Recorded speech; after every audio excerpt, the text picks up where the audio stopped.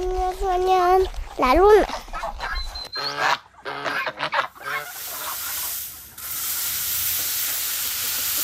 A los 16, 15 años me encontraron trabajando en una finca cuando pues llegaron, me dijeron que si yo quería ser parte de ese grupo como tal.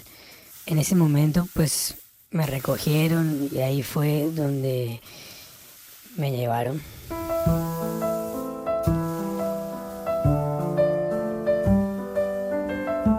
Juan hace parte de las vergonzosas cifras de reclutamiento de menores que tiene la guerra en Colombia. 386 casos se registraron en el país en 2025, según datos oficiales, pero los números reales son mayores.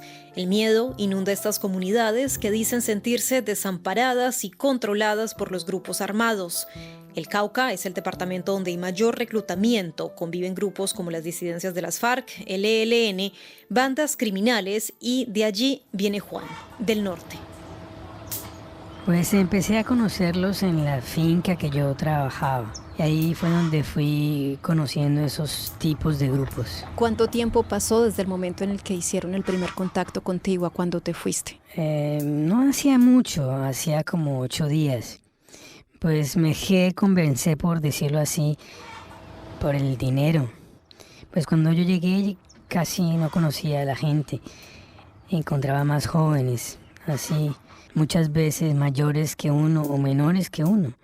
Como tal, son grupos que no sabría cómo diferenciarlos, porque son cosas que uno muchas veces no entiende de la guerra.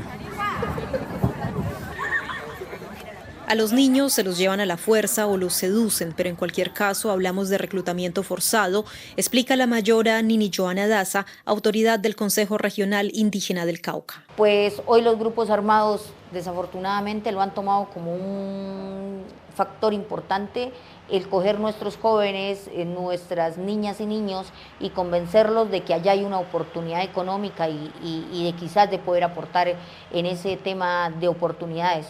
Entonces, a raíz de eso se nos llevan convencidos y luego hay una lectura que nosotros la hemos señalado que no es la más adecuada, de decir, él se fue porque quiso, él se fue porque tal cosa. O sea, mientras nosotros evidenciemos que ha habido una desventaja en ofrecerle oportunidades distintas a nuestros jóvenes, jovencitas, niños y niñas, de alguna forma es reclutamiento forzado, porque están forzando a ver oportunidades donde realmente es una situación de muerte, que no lo vemos de otra manera. Es el caso de Juan, quien a sus 15 años ganaba $150 mensuales y le prometieron $500. Me dijeron que las cosas allá eran bien, que allá iba a tener un recurso para sustentarme. Quería como ayudar a mi familia. ¿Te cumplieron? ¿Ese dinero llegó? No, como tal no. En un momento así, pero después de eso ya no. Algunos los contactan personalmente. Son extraños, amigos o enamorados, pero hay algo que está irrumpiendo de forma masiva y preocupa a organizaciones, padres y profesores, explica María Mercedes Líbano, directora para Colombia de la ONG Save the Children. Estos grupos están abogando en las redes sociales con una velocidad impresionante para seducir a los niños en estos territorios, haciendo como una apología a la narcocultura, al poder, al dinero, a las motos. Como las palabras tienen poder, nos vamos a embilletar. También aparte que es que están tan especializados y con unas estrategias de marketing tan robustas. Entonces, por ejemplo, dependiendo del sector o de la región del país, vallenatos, y como te decía, con apología a la narcocultura, entonces súmate a las filas, únete y tendrás poder, reconocimiento, y pues realmente tienen como todas esas estrategias de seducción y captación para ser atractivo y vender como una cultura, una falsa promesa de que vincularse a estos grupos les va a resolver muchos de sus problemas. El profesor Carlos, de una zona rural del Cauca, conoce muy bien estos casos que suceden en sus escuelas. Es a través de las redes sociales donde los invitan a ser parte de estos grupos, y con mucha facilidad.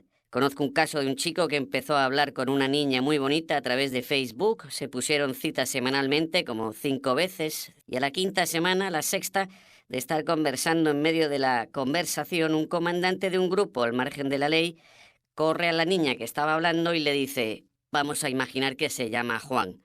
Juan, sabemos dónde vives, tu papá se llama tal, tu mamá se llama tal, tu hermanita estudia en tal colegio, tu hermanito en el colegio, la finca que ustedes tienen está ubicada en determinado sitio. El viernes te presentas acá o si no los vamos a matar a todos.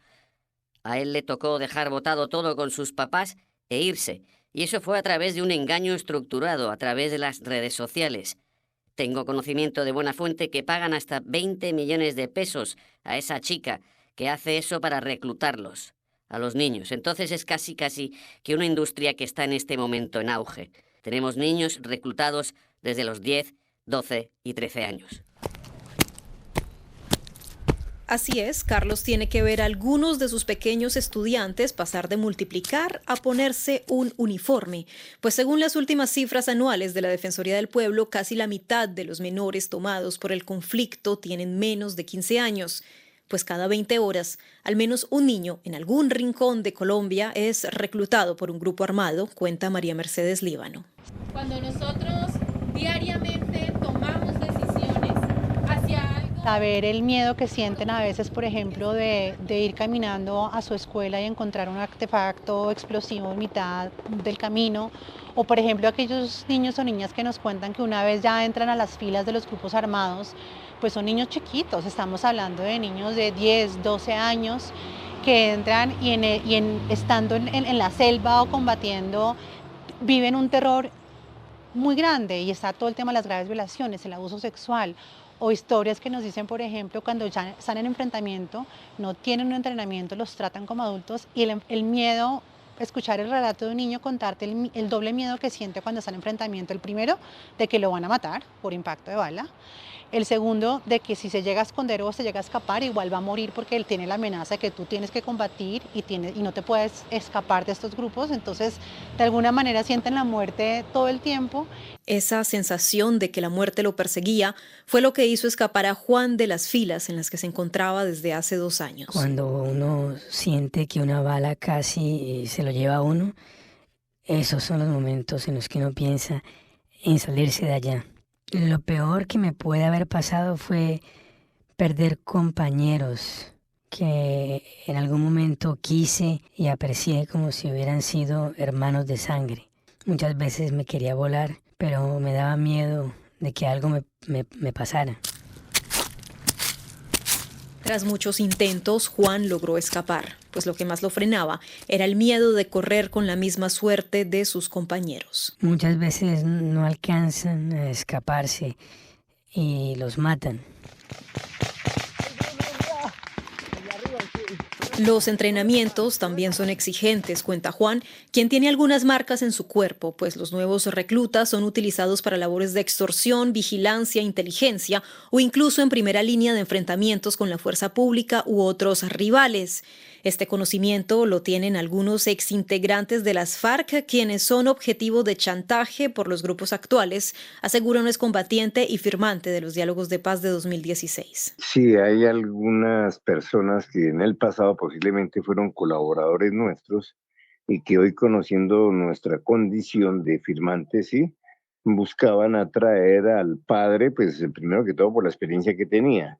En consecuencia, la respuesta negativa de los padres, entonces parte de la presión de algunos estúpidos mandos medios nuevos de ellos, hicieron posible atraer a los hijos de estos. Afortunadamente creo que están los casos, están denunciados y algunos se han logrado superar, otros lamentablemente no. Y otros ya perdieron a sus hijos en la guerra. Pero ¿por qué los grupos armados logran ejercer control de esta manera? ¿Y qué pasa con el Estado? La directora de Save the Children señala que uno de los mayores problemas que favorecen estas prácticas es el aislamiento en el que viven ciertos territorios. Hay que entender que en un país como Colombia, desafortunadamente, hay regiones donde el acceso es muy limitado, incluso para ONGs humanitarias por temas de riesgo. Esa expansión del conflicto armado lo que genera es una expansión del control social sobre las comunidades y las comunidades están amenazadas, tienen miedo, no denuncian. Por supuesto, falta mayor presencia estatal, programas sociales, la calidad educativa. Nosotros tenemos territorios donde los niños a los 9 años no saben leer y comprender un texto simple y que hace que estos niños los perdemos rápidamente. Son niños que desertan del sistema educativo y son los que tienen mayor riesgo de incurrir en acciones delictivas. Ante el abandono del Estado, algunas comunidades han desarrollado mecanismos para rescatar a sus niños de la guerra. Es el caso del Camino de Enraizamiento, un programa del Consejo Regional Indígena del Cauca, con apoyo del Instituto Colombiano de Bienestar Familiar, que busca fortalecer los derechos de los menores víctimas de reclutamiento una vez logran regresar a sus hogares, dice la mayora Daza. Pero hoy ya se nos ha dado de que nuestros jóvenes los reclutan en el Cauca y los pasan para Nariño, los pasan para el Putumayo y los pasan para otros departamentos, donde nos queda un poco más complejo poder dar con ellos y que ellos se puedan comunicar con sus familias y sus autoridades. Ellos una vez llegan ahí al proceso, porque los traen al inicio, se hace una caracterización de cuál es la situación de riesgo tanto para él como para su familia y obviamente ponerse en contacto con las autoridades para hacer el tema de garantías de la vida y de la protección de estos compañeritos. Pero más allá de la atención, estas comunidades también rescatan. No siempre los chicos y las chicas logran escapar.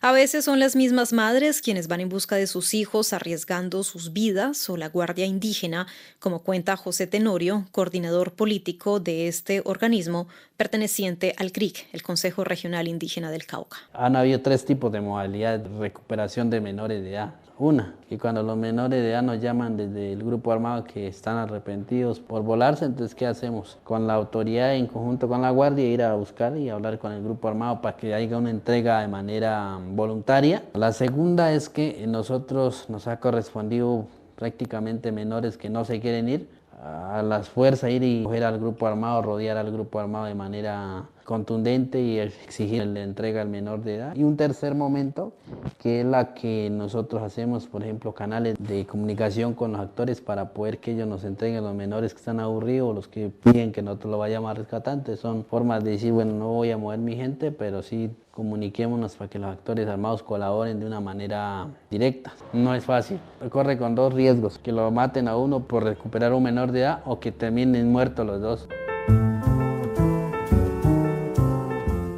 Los padres, los maestros, las comunidades, pero sobre todo los niños, niñas y adolescentes sufren con el drama del reclutamiento forzado, que en los últimos 5 años en Colombia ha aumentado un 300%. Es la desgarradora cifra de Naciones Unidas según casos verificados, pero todas las entidades hablan de un subregistro por miedo. Porque si algo va de la mano del reclutamiento, es el miedo a hablar de ello, miedo a denunciarlo, miedo a admitir que se está trabajando para frenarlo. Mientras tanto, los grupos armados aumentan sus filas en gran parte con esas niñas, niños y adolescentes a los que el Estado colombiano les ha fallado constantemente. Pues yo les diría que nunca cojan esos caminos, que esto no es la mejor opción que uno tiene y buscar otras formas de ganarse el dinero que no sean las mismas formas que yo tomé. Algunas voces y nombres fueron cambiados por seguridad. Este es un reportaje de Paola Ariza desde el departamento del Cauca, Colombia, Radio Francia Internacional.